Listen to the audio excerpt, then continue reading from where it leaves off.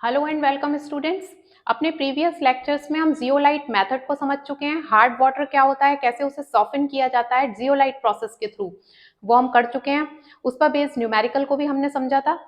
आज का जो हमारा टॉपिक है वो है ion exchange method of water softening, जिसका कि दूसरा नाम डी आयोनाइजेशन और डी मिनरलाइजेशन मेथड भी है। तो इसको हम समझने वाले हैं। जैसे कि मैंने आपको बताया था पहले भी कि हार्ड वाटर क्या होता है। इस सबका लिंक, सब जो मैं बोल रही हूँ, इस सब के लिंक डिस्क्रिप्शन बॉक्स में अवेलेबल हैं। आप प्ले लिस्ट में जाकर चेक कर सकते हैं। ठीक है, तो हार्ड वाटर में यहाँ पर थोड़ा सा रिकॉल करूंगी, जरूरी है यहाँ पर कि हार्ड वाटर क्या होता है। ऐसा वाटर जिसमें जो है ना सी कैल्शियम, मैग्नीशियम या हैवी मेटल्स के सॉल्ट्स प्रेजेंट हो, जिसकी वजह से वो लादर फॉर्मेशन या हम कहेंगे सोप, जो है फोम फॉर्मेशन सोप के साथ में नहीं देता या कम देता है, तो उस वाटर को हम हार्ड वाटर कह देते हैं। ठीक है, बताया था मैंने रिएक्शंस के थ्रू कि किस वजह से फोम फॉर्मेशन हार्ड वाटर नहीं देता सोप के साथ में। ठीक है, तो सॉल्ट्स होंगे उसमें, बाइकार्बोनेट होंगे, क्लोराइड, सल्फेट, कैल्शियम, मैग्नीशियम के, आयरन के, उनकी वजह से हार्डनेस होती है। अब ये हार्डनेस बहुत सारी प्रॉब्लम्स का कारण बन जाती है इंडस्ट्रीज में, जैसे कि बॉयलर कोरोजन होने लगता है, स्केल स्लज फॉर्मेशन होने लगते हैं। तो इन सब से बचने के लिए क्या करते हैं कि हार्ड वाटर को सॉफ्टन किया जाता है, सॉफ्ट बनाया जाता है।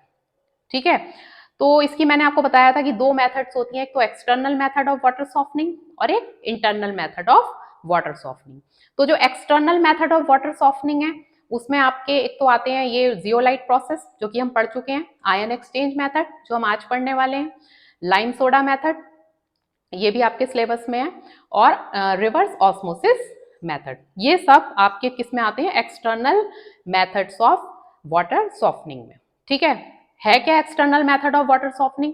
जब जैसे मान लीजिए हमें वाटर यहाँ पर चाहिए, इस पॉइंट पर मुझे, तो वाटर को पहले ही यहाँ पर सॉफ्ट करके फिर यहाँ पर सप्लाई किया जाता है। मतलब जिस पॉइंट पर हमें वाटर सप्लाई चाहिए उससे पहले ही हम वाटर को सॉफ्ट कर लेते हैं प्रोसेसेस के थ्रू और यहाँ पर फिर सप्लाई करते हैं। तो वो मेथड तो हो गई एक्सटर्नल मेथड।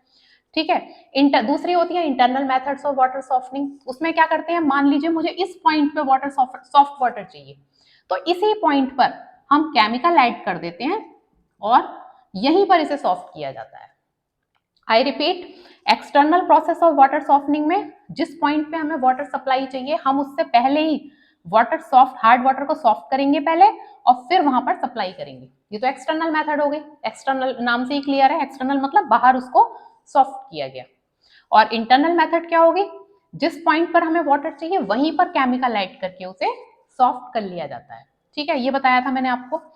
अब इसके बाद इसमें हमने जियोलाइट मेथड को समझा था, जो कि external method of water softening थी। ठीक है, आज हम आयन एक्सचेंज मेथड पढ़ेंगे। ठीक है, साथ साथ में थोड़ा थोड़ा कंपेयर करके बताती जाऊंगी आपको जियोलाइट मेथड से, जिससे याद भी रहेगा और आपको जियोलाइट मेथड भी रिकॉल हो जाएगा। ठीक है, तो देखिए आयन एक्सचेंज मेथड में जो है ना हम यूज करते हैं आयन एक्सचेंज रेजिन्स। जैसे जियोलाइट मेथड में हमने क्या यूज किया था, जियोलाइट वाटर को सॉफ्ट करने के लिए, ऐसे इसमें हम यूज करेंगे ion exchange resins.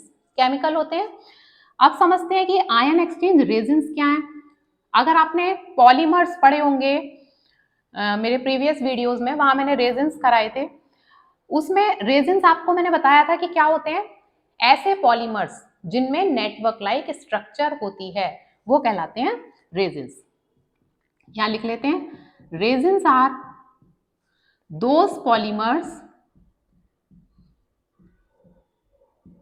which have network like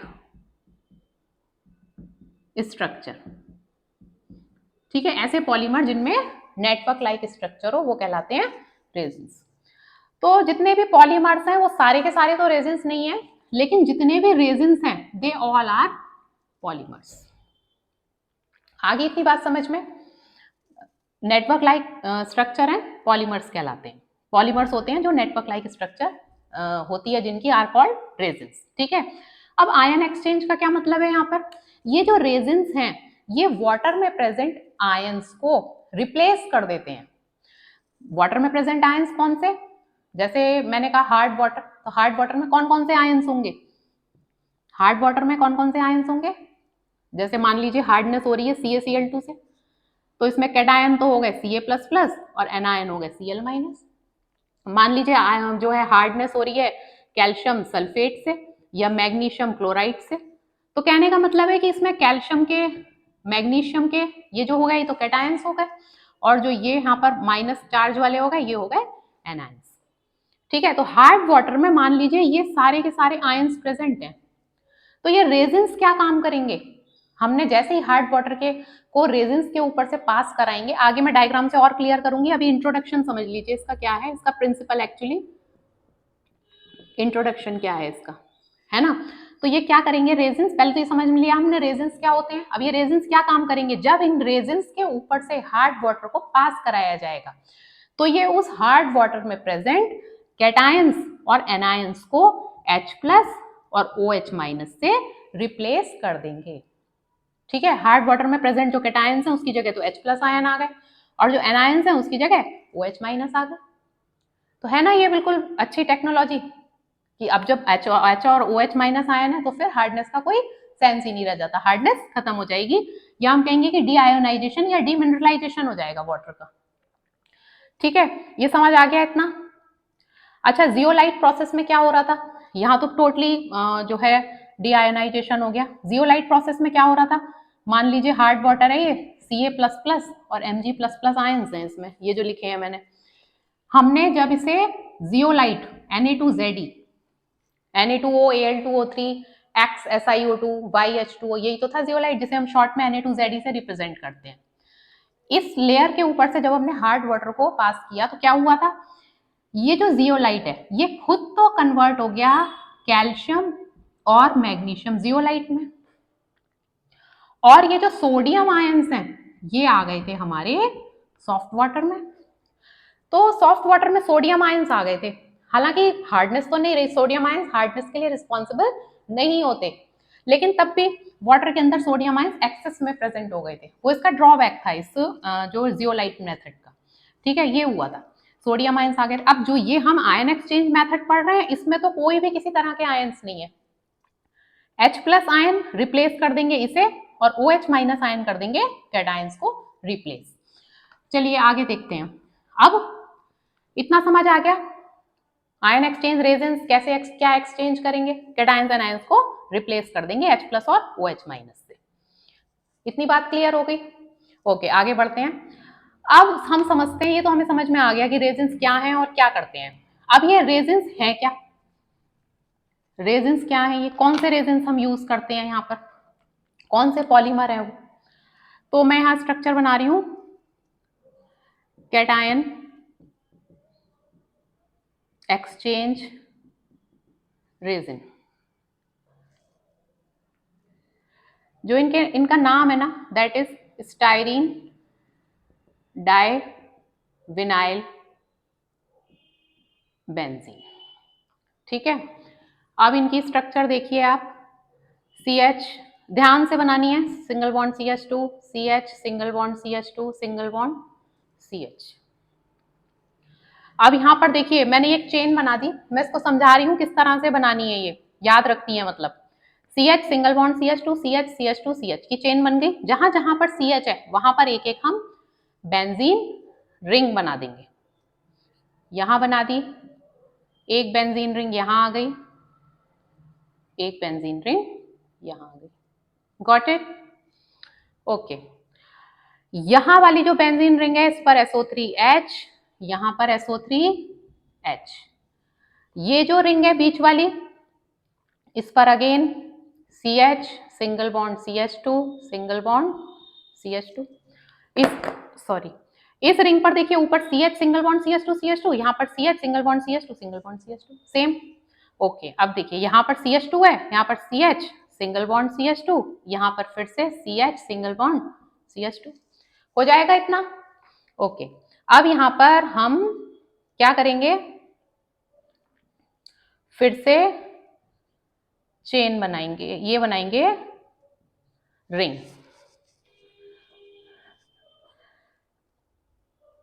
ठीक है, यहां पर फिर से हम ये दो रिंग बना दी और यहाँ पर आ जाएगा SO3H+, यहाँ पर भी SO3H+। तो ये तो हो गया हमारा cation exchange resin. Okay, board clear है? अब बनाते हैं हम यहाँ पर एनायन एक्सचेंज रेजिन। इसके साथ में बना देती हूँ anion exchange resin. Anion exchange resin भी इसी टाइप से बनेगा। देखिए CH single bond CH2 single bond CH single bond CH2 single bond CH। वैसे ये जो पूरा नेटवर्क, ये जो फ्रेमवर्क है, इसे पूरा ये जो पोरस फ्रेमवर्क है, इसको हम R से रिप्रेजेंट करेंगे। इसको अगर आप याद नहीं भी रखें तो कोई ऐसी प्रॉब्लम नहीं है, R से ही हम इसको पूरे को डिनोट करने वाले हैं आगे, ठीक है। लेकिन पता होना चाहिए कि नेटवर्क लाइक स्ट्रक्चर क्या है और हम क्या यूज कर रहे हैं यहाँ पर, ठीक है। अब देखिए यहाँ पर जहां जहां पर CH है, ये मैंने सिर्फ समझाने के लिए ये स्ट्रक्चर यहाँ पर बनाई है। ये रिंग्स बना दी हमने। अब जब एनायन एक्सचेंज रेजिन की बात कर रहे हैं हम, तो यहां पर होगा CH2 Nr3+ OH-, यहां पर भी CH2 Nr3+ OH-, यहां पर अगेन इसी टाइप से CH यहां पर भी CH2 CH2, यहां पर CH सिंगल बॉन्ड CH2 और यहां पर भी CH2, दो रिंग अगेन यहां पर, ठीक है। तो यही रेजिन जो होते हैं ना, रेजिन की स्ट्रक्चर इसी टाइप की होती है। यहां पर फिर से CH2 Nr3+ OH-, CH2 Nr3+ OH-, ठीक है। अब ये जो पूरा, अब आप इसको स्ट्रक्चर्स को देखकर समझ गए होंगे, ये जो पूरा पोरस फ्रेमवर्क है, इसमें यहां पर एक तो H और एक ये OH, तो पूरे फ्रेमवर्क को हम इसको RH से लिख सकते हैं और इसे पूरे को हम लिखेंगे ROH से। मतलब ये है कि पूरी जब हम रिएक्शन शो करेंगे तो ये पूरा का पूरा नेटवर्क बनाना तो पॉसिबल नहीं है, इसलिए हम ऐसे कर देंगे जैसे हमने जियोलाइट प्रोसेस में किया था। जियोलाइट का फॉर्मूला तो पढ़ा था, तो उसको हमने Na2Ze सोडियम जियोलाइट से ही रिप्रेजेंट किया था रिएक्शंस को इजीली लिखने के लिए। ओके, तो ये RH और ROH। RH क्या है? कैटायन एक्सचेंज, कैटायंस को एक्सचेंज करेगा क्योंकि इसमें H+ आयंस है, तो Ca+ Mg+ को रिप्लेस कर देगा। OH- है, ये एनायंस को Cl- SO4- को रिप्लेस कर देगा। ठीक है, इतना क्लियर हो गया, नोट डाउन हो गया, ये समझ आ गई होगी आई होप। स्ट्रक्चर मैंने बता दिया किस इजीली किस तरह से मैंने लिखी है ये, ठीक है। केमिस्ट्री को आप ऐसे ही समझकर लिखेंगे तो कभी मिस्टेक नहीं होगी। हो गया ये? ओके, अब हम समझते हैं रिएक्शंस। क्या क्या रिएक्शंस होंगी, फिर इसकी वर्किंग देखेंगे, किस तरह से एपरेटस होता है इसका और कैसे वहां पर वाटर सॉफ्टनिंग होती है। ओके, रिएक्शंस तो यहां पर लिख रही हूं मैं कैटायन एक्सचेंज रिएक्शंस और यहां पर एनायन एक्सचेंज रिएक्शंस, ठीक है। तो साथ साथ हम इसलिए लिखेंगे कि याद भी हो जाए, जो भी चीज हमें पढ़नी है केमिस्ट्री में एक्चुअली वो कंपेयर करके साथ साथ पढ़ते रहेंगे तो याद रहेंगी। अब कैटायन एक्सचेंज रिएक्शन, जैसे कि मैंने कहा कि अपना जो हार्ड वाटर है हमारा, उसमें कौन से आयंस हैं? कैल्शियम आयंस, या फिर मैं लिखूंगी इसे मैग्नीशियम आयंस। कैटायंस होते हैं कैल्शियम मैग्नीशियम आयंस। जब हम ये जो पोरस फ्रेमवर्क है रेजिन का, हम इसके ऊपर से हार्ड वाटर को पास करेंगे तो क्या होगा? वाटर में प्रेजेंट कैल्शियम आयंस और मैग्नीशियम आयंस ये क्या करेंगे? कैटायन एक्सचेंज रेजिन, जो कि हम किससे डिनोट कर रहे थे? RH से रिएक्ट करेंगे। कैटायन एक्सचेंज रेजिन यही तो है, RH। ओके, क्या बना देगा ये? कैल्शियम की वैलेंसी 2 है, हमें यहाँ पर 2 लिखना पड़ेगा, यहाँ पर भी 2 लिखना पड़ेगा। क्या बन जाएगा? R2CA R2CA plus H plus 2H plus हो गया ना, R2CA plus 2H plus. Okay, यहां पर R2Mg और 2H प्लस, यही तो हुआ। मतलब ये है हार्ड वाटर, नीचे लिख देती हूं, ये क्या है हार्ड वाटर, ये क्या है कैटायन एक्सचेंज रेजिन, ये क्या है R2CA, ये हो गया exhausted resin, cation exchange resin, और ये क्या है हमारा सॉफ्ट वाटर, यही तो हुई रिएक्शन।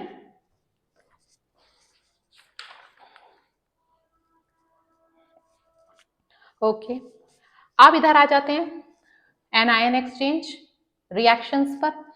एनायंस कौन कौन से हैं हमारे पास, Cl माइनस हो सकते हैं, SO4 माइनस माइनस हो सकते हैं, लिख लेते हैं यहाँ पर Cl माइनस प्लस हमारे पास रेजिन कौन सा है जिसको हमने एनायन एक्सचेंज रेजिन कहा था, डिनोट किया था ROH से, इसको RH से, उसे ROH से, क्या बनेगा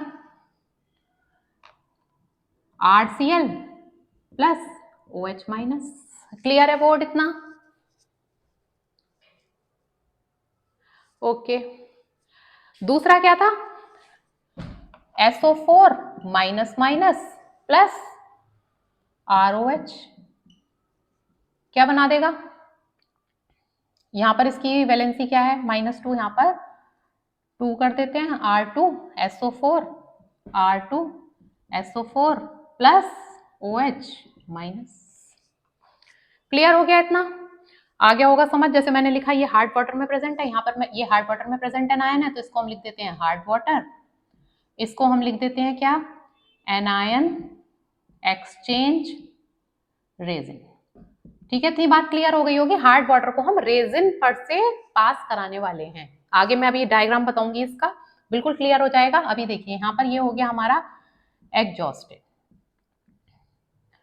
रेजिन, और ये हमारा है सॉफ्ट वाटर में पहुंच गया क्या OH माइनस आयन। तो कहने का मतलब है किस तरह से हमारा जो ये कैटायन एक्सचेंज रेजिन है, इसने वाटर में प्रेजेंट कैल्शियम और मैग्नीशियम आयंस को क्या कर दिया, रिप्लेस कर दिया। रेजिन ने अपने साथ ले लिया कैल्शियम को और H प्लस आयन आ गए सॉफ्ट वाटर के अंदर।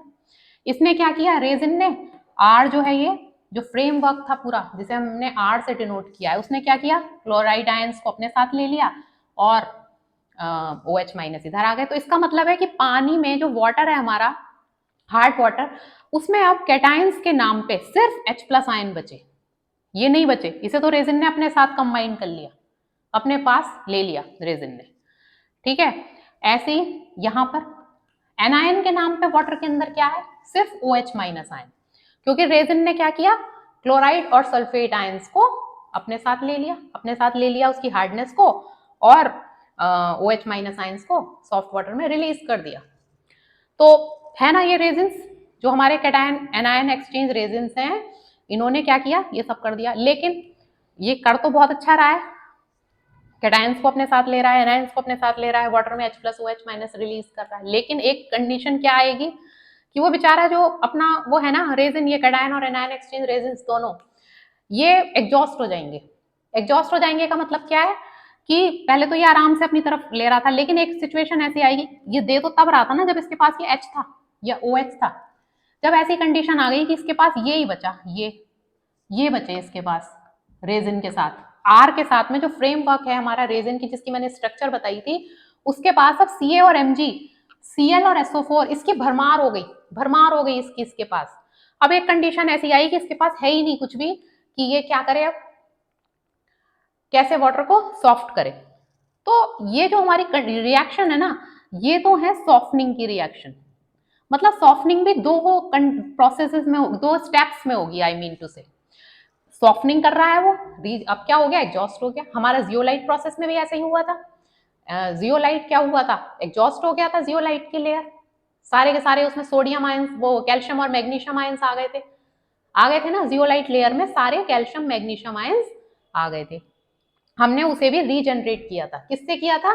ब्राइन सॉल्यूशन से। Brine solution is 10% NaCl solution, किया था ना? ओके। तो जियोलाइट में भी रीजनरेशन की जरूरत पड़ी थी। वही रीजनरेशन की जरूरत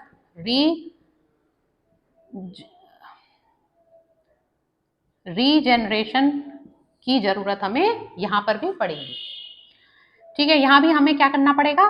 कैटायन एक्सचेंज रेजिन और एनायन एक्सचेंज रेजिन्स को रीजनरेट करना पड़ेगा। वहां किया था ब्राइन से, यहां पर किससे करेंगे?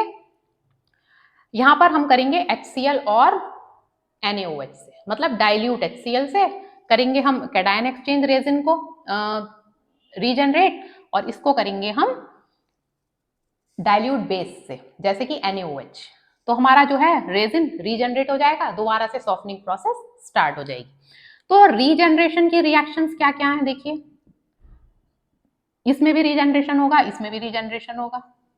देखिए कैसे, ये है ना हमारा, मैंने लिख भी रखा है एग्जॉस्टेड रेजिन R2CA, और यहाँ पर एग्जॉस्टेड ये वाले हैं। तो इसको लिखते हैं पहले, इसे ही तो हमें रीजनरेट करना है। R2CA R2Mg प्लस प्लस, किससे कर रहे हैं हम इसे? डाइल्यूट HCl से। HCl लिख देते हैं, HCl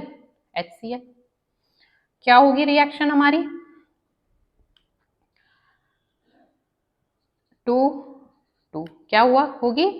2RH 2RH और CaCl2 प्लस CaCl2। क्लियर है? ये मिल गया हमें रेजिन वापस, ये जो था हमारा ये हमें वापस मिल गया, रीजनरेट हो गया है। अब ये तैयार है फिर से वाटर सॉफ्टनिंग के लिए। ओके, R2Mg प्लस 2HCl, ये भी 2RH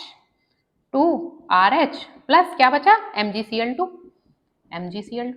और ये जो हमें CaCl2 और MgCl2 मिले ना, दीज आर वॉशिंग्स। ये हम इसको जो है ना अलग कर लेंगे, वॉशिंग्स हैं ये, अलग कर ली जाएंगी। तो ये मिल गया हमारा, ये तो रहा हमारा एग्जॉस्टेड, ये हमारा डाइल्यूट HCl जिससे हमने रीजनरेशन किया। ये मिल गया हमें रेजिन, जिसे कि हम कहेंगे कैटायन एक्सचेंज रेजिन, H है तो कैटायन एक्सचेंज रेजिन हुआ। और ये वॉशिंग्स, इनको रिमूव कर दिया जाता है। ओके, क्लियर हो गई इतनी बात? अब इधर आ जाते हैं। अब इसको भी हमें करना है रीजनरेट। इसे हम किससे करेंगे? डाइल्यूट NaOH से। डाइल्यूट NaOH से करते हैं तो इसमें क्या है? एग्जॉस्टेड रेजिन RCl लिख लेते हैं, RCl प्लस ऊपर लिख दीजिएगा रीजनरेशन रिएक्शन, रीजनरेशन रिएक्शन है ना, RCl plus NaOH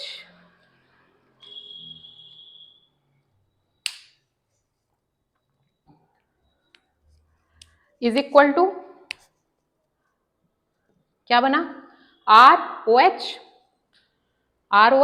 plus NaCl, ROH plus NaCl हो गया। ऐसे ही दूसरी रिएक्शन SO4, ये वाली R2SO4 लिख लेते हैं, R2SO4 प्लस डाइल्यूट बेस ले लिया हमने। क्या बना यहाँ पर? क्या बनेगा? R2SO4 प्लस 2NaOH लिया, क्या होगा? 2ROH 2ROH plus Na2SO4 Na2SO4। ठीक है, तो ये सब जो हमें ये मिल गई यहाँ पर, ये तो हमारा हो गया रीजनरेट। ये वॉशिंग्स हो गई, इन्हें अलग कर लेंगे। ये हमारा डाइल्यूट बेस हो गया, इससे हम रीजनरेशन कर रहे हैं। ये एग्जॉस्टेड है। ठीक है, समझ आ गई बात इतनी कि क्या क्या हुआ इसमें? जो है रिएक्शंस में रेजिन्स लिए थे हमने, आयन कैटायन एक्सचेंज रेजिन्स और एनायन एक्सचेंज रेजिन्स। रेजिन्स ने क्या किया? वाटर में प्रेजेंट जो कैटायंस हैं उनको कैटायन एक्सचेंज रेजिन ने अपने साथ ले लिया और H प्लस रिलीज कर दिया वाटर में। उसमें जो है एनायन एक्सचेंज जो रेजिन है उसने वाटर में प्रेजेंट एनायंस को, जैसे क्लोराइड आयन से सल्फेट आयंस को अपने साथ ले लिया, OH माइनस को रिलीज कर दिया। इसका ये काम था रेजिन्स का, कैटायन और एनायन एक्सचेंज रेजिन। इसके बाद देखते हैं इसकी वर्किंग क्या है। ठीक है, इसका जैसे कि हमने जियोलाइट प्रोसेस में हमने एपरेटस देखा था ना, उसमें एक तरह का मतलब सिलेंड्रिकल शेप का एपरेटस था हमारा। ये भी सिलेंड्रिकल शेप ही है, बस इसमें दो सिलेंड्रिकल शेप्स आपस में सिलेंडर्स आपस में कनेक्टेड होंगे। देखिए इस तरह से, एक तो ये हो गया, ये हमारा क्या है, hard water inlet, hard water inlet, यहां से हार्ड वाटर इस एपरेटस में पास कराया जाएगा। ठीक है, अब जैसे कि मैंने आपको बताया कि आयन एक्सचेंज मेथड हम पढ़ रहे हैं, तो यहां पर यूज हम कर रहे हैं आयन एक्सचेंज रेजिन्स। तो दो तरह के रेजिन्स हम यूज कर रहे हैं, कैटायन एक्सचेंज रेजिन्स और एनायन एक्सचेंज रेजिन्स। तो ये वाला जो कॉलम है, यहां पर तो होगा हमारा एक लेयर कैटायन एक्सचेंज रेजिन की, जो हमने अभी स्ट्रक्चर मैंने आपको बताई ना, फ्रेमवर्क, पोरस फ्रेमवर्क, उसका यहाँ पर हम ऐसे सेट कर देते हैं। तो इसको लिख देते हैं cation exchange resin. Exchange resin को मैंने ER लिख दिया है शॉर्ट में, ठीक है। तो ये कैटायन एक्सचेंज रेजिन हो गया। ओके, इसके नीचे होती है एक ग्रेवल की लेयर, कि किसी तरह की रेजिडुअल हार्डनेस हो तो वो यहाँ पर फिल्टर हो जाए। ठीक, अब एक स्ट्रक्चर हम यहां बनाएंगे,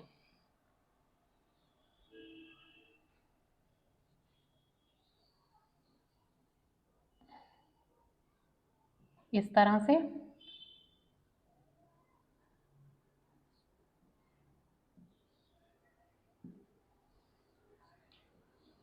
ये हो गया, और ये यहां पर हमारा आ जाता है ये वाला सॉफ्ट वाटर आउटलेट, यहां से जो सॉफ्ट वाटर है उसका आउटलेट। ओके, तो ये कैटायन एक्सचेंज रेजिन है यहाँ पर, और इस कॉलम में हम लेंगे यहाँ पर anion exchange resin, ER exchange resin. इसमें भी यहाँ पर सेम इसकी तरह की कैटायन एक्सचेंज रेजिन के नीचे जैसे ग्रेवल लेयर है, ऐसी एनायन एक्सचेंज रेजिन के नीचे भी एक ग्रेवल की लेयर होगी। किस लिए है ये, रेजिडुअल हार्डनेस को फिल्टर करने के लिए, फिल्ट्रेशन के लिए। ओके, तो ये इस तरह का है। अब हार्ड वाटर यहां से आया, ठीक, हार्ड वाटर में कौन कौन से आयंस होंगे, सारे आयंस होंगे इसमें, तो जैसे CaCl2 है मान लीजिए, तो कैल्शियम के आयंस होंगे, कैटायंस मतलब Ca++। कैल्शियम क्लोराइड अगर मैं कह रही हूँ, क्लोरीन के भी आयंस क्लोराइड के होंगे, Cl- है ना। कैल्शियम क्लोराइड अगर हम कह रहे हैं तो यहाँ पर Ca++ भी है, यहाँ पर Cl- भी है, Mg++ भी है यहाँ पर, और यहाँ पर SO4- भी है, और भी आयंस हैं इसमें। तो ये वाटर यहाँ पर आ रहा है। तो अभी जैसे मैंने आपको बताया कि यहाँ पर जैसे ही इस पर से यहाँ पर आएगा ना कैटायन एक्सचेंज रेजिन के ऊपर, तो क्या होगा, यहाँ पर रिएक्शंस होंगी, जो कि हमने अभी पीछे पढ़ी हैं रिएक्शंस। ये जो कैटायन एक्सचेंज रेजिन है, जिसको कि हम RH से डिनोट कर रहे हैं, ये वाटर में प्रेजेंट कैल्शियम और मैग्नीशियम आयंस को, क्योंकि ये कैटायंस को ही रिप्लेस करेगा, ये रिएक्ट कर जाएगा कैल्शियम और मैग्नीशियम से, और क्या बना देगा, अभी मैंने पीछे कराई हुई है रिएक्शन, क्या बनाएगा ये R2Ca+2H+। ऐसे ही मैग्नीशियम के साथ रिएक्शन करके, मतलब इसने क्या किया, कैल्शियम और मैग्नीशियम को तो अपने पास खींच लिया, अपनी तरफ अट्रैक्ट कर लिया। तो कैल्शियम और मैग्नीशियम तो आ गए इस रेजिन पे, और रेजिन ने क्या रिलीज कर दिए, H+ ions, H+ ions, H+ ions. तो अब जो वाटर जो नीचे हमें मिल रहा है ना इस कॉलम में, इसमें कैटायन के नाम पर तो सिर्फ H+ आयन है, कैल्शियम मैग्नीशियम आयन नहीं है इसमें, वो इसने अपने साथ रख लिए। इसमें तो H+ आयन है, लेकिन क्लोराइड और सल्फेट आयन इसमें ही रहेंगे पानी में, क्लोराइड आयन भी है, सल्फेट आयन भी है, क्योंकि कैटायन एक्सचेंज रेजिन है, तो एनाइंस का तो ये कुछ नहीं कर पाएगा, उसका होगा यहाँ पर जाकर। ठीक है, समझ आ गया इतना। कैटायंस के नाम पर यहाँ पर H+ आयंस हैं, और बाकी इसमें एनायंस हैं, क्लोराइड सल्फेट्स। अब ये पानी जो है ना, हार्ड, ये वाटर जो है अब यहाँ पर, इसको यहाँ पर पास कराया जाएगा। अब क्योंकि इसे ऊपर ले जाना है, तो यहाँ पर एक, यहाँ पर पंप होता है जो यहाँ पर वर्क करता है, पंप वर्क करके यहाँ ले आएगा वाटर को। यहाँ पर एनायन एक्सचेंज रेजिन लगा हुआ है, तो एनायन एक्सचेंज रेजिन देखेगा कि जो वाटर आ रहा है उसमें H+ आयंस हैं, और बाकी क्लोराइड और सल्फेट आयंस हैं। तो इसका मतलब है कि मेरा काम यहाँ पर स्टार्ट हो जाता है। तो ये क्या करेगा, क्लोराइड और सल्फेट आयंस को अपनी तरफ खींच लेगा। रिएक्शन कुछ इस तरह की हो जाएगी, जैसे हम इस एनायन एक्सचेंज रेजिन को ROH से डिनोट करते हैं, +Cl-, तो ये क्या बना देगा, RCl + OH-। तो मतलब वाटर में OH माइनस आयन आ जाएंगे, ऐसी सल्फेट के साथ रिएक्शन करेगा। हम पीछे सारी रिएक्शंस पढ़ चुके हैं, ठीक है। इस तरह से यहाँ पर OH माइनस आयन आ गए और यहाँ से H प्लस आयन आ ही रहे हैं, तो इसका मतलब है सारा जो हमें यहाँ पर वाटर मिल रहा है उसमें H प्लस और OH माइनस आयन है। कैटायंस यहाँ पर आ गए और एनायंस इस रेजिन ने अपने पास रख लिए, ठीक है। तो ये सॉफ्ट वाटर हमें यहाँ पर मिल जाएगा। अब जैसे कि मैंने बताया कि एक कंडीशन ऐसी आएगी कि ये बन जाएंगे R2CA, R2Mg, RCl, R2SO4। मतलब कहने का है कि यहाँ पर जो लेयर है ये एग्जॉस्ट हो जाएगी। अब ये कितने कैल्शियम और मैग्नीशियम को अपने पास लेगा, एक कंडीशन पर आकर तो ये सैचुरेट हो जाएगा, तो उसके बाद ये नई वाटर को सॉफन कर पाएगा। तो हम क्या करेंगे फिर उस कंडीशन में, हार्ड वाटर की सप्लाई यहाँ पर रोक देंगे, जितना भी हमारा सॉफ्ट वाटर है उसे यहाँ से निकाल लेंगे, ठीक है। प्रोसेस रोक दी जाएगी और अब रिएक्शंस होती हैं रीजनरेशन। अब रीजनरेशन कराया जाएगा। तो रीजनरेशन की भी मैंने आपको रिएक्शंस बताई हैं। ये जो एग्जॉस्टेड है R2CA, R2Mg या RCl, ये जो R2CA, R2Mg यहाँ पर तो हम क्या करेंगे, इस तरह से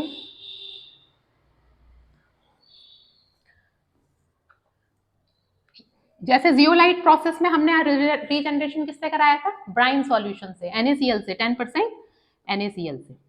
यहां पर हम किससे कराएंगे, डाइल्यूट HCl से। कोई भी डाइल्यूट एसिड हम यहाँ पर ले लेंगे, ये जैसे हमने ले लिया डाइल्यूट HCl। और यहाँ पर इस लेयर का रीजनरेशन कैसे होगा,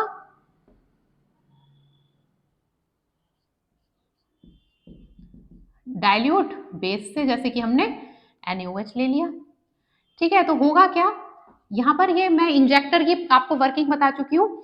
यहाँ पर इंजेक्टर से यहाँ पर जो है ना प्रेशर क्रिएट करा जाएगा और इंजेक्टर के थ्रू यहाँ पर HCl पास कराया जाएगा, यहाँ पर भी इंजेक्टर के थ्रू NaOH पास कराया जाएगा। तो ये HCl और NaOH जैसे कि अभी हमने रिएक्शन समझी थी, इसको इस लेयर, इन लेयर्स को कैटायन एक्सचेंज रेजिन और एनायन एक्सचेंज रेजिन की लेयर को रीजनरेट कर देंगे। मींस ये फिर से रेडी हो जाएंगे वाटर सॉफ्टनिंग की प्रोसेस करने के लिए। तो ये इसकी वर्किंग है, आई होप क्लियर हो गई होगी, ठीक है। इसके बाद आते हैं इसके एडवांटेजेस और डिसएडवांटेजेस। तो देखिए एडवांटेजेस की अगर हम बात करें, एडवांटेजेस तो हैं कि जो हमें आयन एक्सचेंज मेथड से जो वाटर मिलता है, इट हैज नो सॉल्ट्स, ठीक है। Number 2, no cation, no anion, no anion responsible for hardness, ठीक है। थर्ड, जो रेजिडुअल हार्डनेस है पानी, जो हमें यहाँ पर वाटर मिलेगा उसकी जो रेजिडुअल हार्डनेस है दैट इज 2 ppm, जो कि जियोलाइट प्रोसेस में हमने पढ़ी 10 ppm, जिसको कि हमने नेग्लिजिबल मान लिया था। यहाँ पर residual hardness of water is 2 ppm, ठीक है, नेग्लिजिबल ही है ये भी। इसके अलावा इससे highly acidic and highly alkaline water can be softened. बहुत एल्केलाइन और एसिडिक या एल्केलाइन वाटर को भी सॉफ्टन किया जा सकता है। ये तो इसके एडवांटेजेस हैं। अच्छा, डिसएडवांटेजेस, जिस टेक्निक के एडवांटेजेस हैं उसके ऑब्वियसली कुछ ना कुछ डिसएडवांटेज तो होंगे ही। तो इसके भी जो डिसएडवांटेजेस हैं, डिसएडवांटेजेस क्या क्या हैं इसके, एक तो देखिए इसका जो एपरेटस है और जो इसके लिए जो रेजिन्स यूज किए जाते हैं that are costly. Apparatus and resins are costly, ठीक है। पहला तो ये हो गया। दूसरा ये है कि टर्बिड वाटर मींस ऐसा वाटर जिसमें कि आयंस एक्सेस में हो, वो इस एपरेटस की एफिशिएंसी को कम कर देता है। Turbid water can decrease its efficiency. तो ये इसके कुछ डिसएडवांटेजेस हैं। आई होप आज का लेक्चर आपको क्लियर हो गया होगा, आयन एक्सचेंज मेथड। आप इस पर अभी भी आपको कुछ डाउट्स हैं तो आप मुझसे कमेंट बॉक्स में पूछ सकते हैं। और मेरे चैनल को अब तक आपने सब्सक्राइब नहीं किया है तो इसे सब्सक्राइब कर लीजिए, और वीडियो अगर पसंद आ रही हो तो इसे लाइक और शेयर जरूर कीजिए। Thank you.